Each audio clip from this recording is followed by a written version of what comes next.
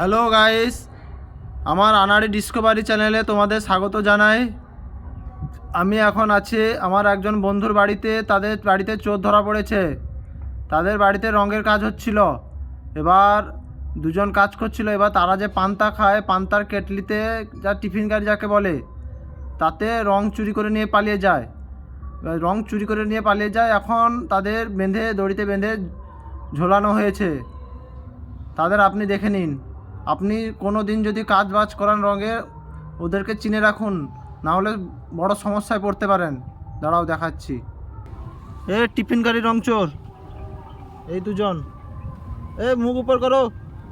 Tiffin গাড়ি রং চোর, মুখ উপর করো। খাটাও, জোর করে খাটাও এদের। রং চুরি করা